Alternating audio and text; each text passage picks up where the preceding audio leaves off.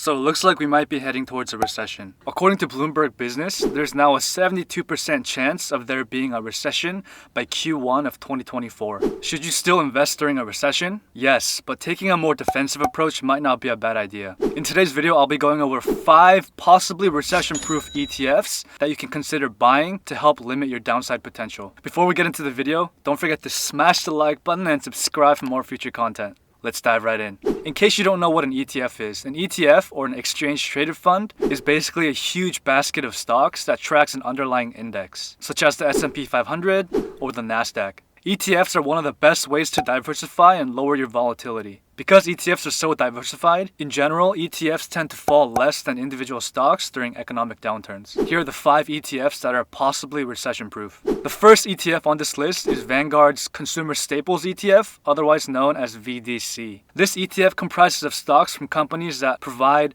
direct-to-consumer products. These are products we need on a daily basis and that we cannot live without. Some of these companies include Walmart, Costco, Procter & Gamble, Colgate, Coca-Cola, and Pepsi. This ETF holds around 103 companies inside the fund. The expense ratio for this ETF is around 0.1%, which means you would pay $10 for every $10,000 you invest. The dividend yield for this ETF comes out around 2.25%, and the ETF's 10-year returns historically has been around 10.5%. This ETF is invested around 20% in the household products industry, 20% in soft drinks, 17% in packaged meats and foods, and 15% in supermarkets, plus others. Consumer staples is always a go-to sector when we have an economic downturn because, simply put, these are products that we need on a daily basis and can't live without. Grocery shopping will never stop, so I personally see this ETF as a stable ETF during economic downturns. The second ETF on this list is the ProShares S&P 500 Dividend Aristocrats ETF, ticker symbol NOBL. NOBL or NOBLE is an ETF that tracks the S&P 500 Dividend Aristocrats Index. The largest benefit of NOBLE is that it's the only ETF that exclusively tracks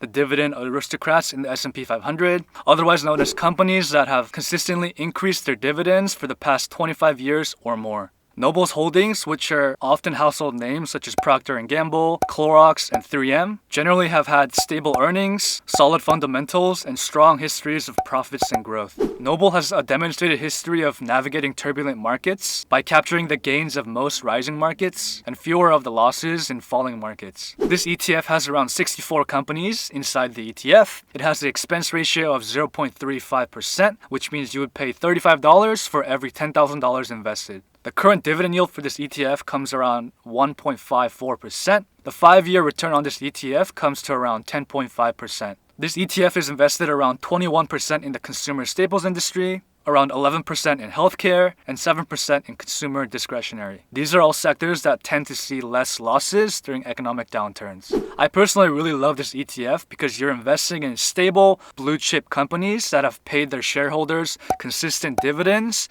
but also have grown their dividends for the past 25 years or more. The third ETF on this list is Vanguard's Healthcare ETF, otherwise known as VHT. Now let's be honest here. Healthcare isn't going anywhere whether we have a recession or not. Healthcare is an industry that's needed by every single human being, so this industry will always be somewhat more stable. Some notable companies in this ETF include Johnson & Johnson, United Healthcare Group, Pfizer, AbbVie, and Merck. This ETF has around 465 different holdings, with an expense ratio of 0.1%, which means you would have to pay $10 for every $10,000 invested. The dividend yield comes to around 1.27%, and the 10-year return on this ETF has been close to 15%.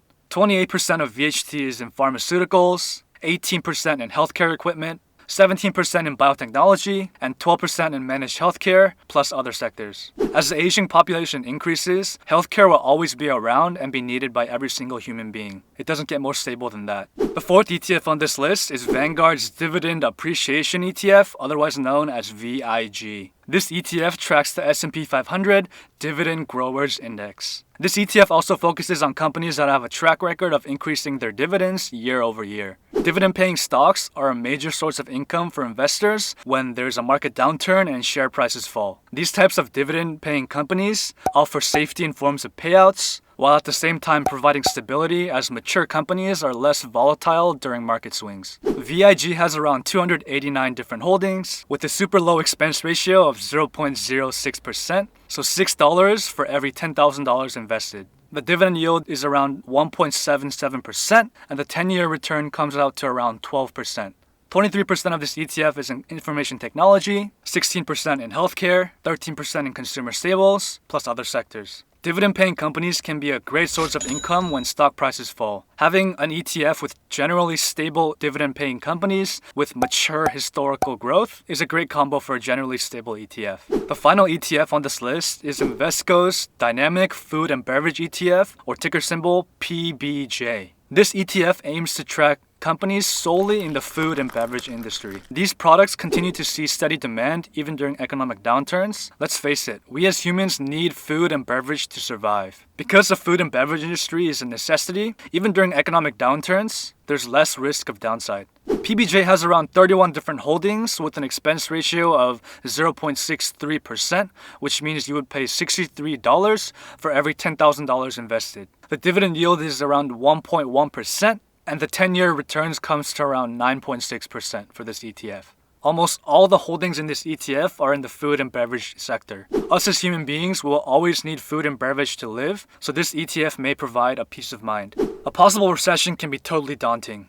I get it. The uncertainty and possibilities of economic hardship all come to mind. In my opinion, the best way to navigate a recession and continually build your wealth is to continually dollar cost average into well-diversified ETFs and index funds in industries that will be less affected during economic hardship. That's it for today's video, guys. Thank you so much for watching. If you're new here, my name is Paul, and I create content on personal finance, entrepreneurship, investing, and personal growth. If you enjoyed today's video and learned something, please smash the like button and subscribe for more future videos, as it helps me out so much at no cost to you. Always remember that your life is a masterpiece. So let's unlock that full financial potential together. Catch you guys in the next video.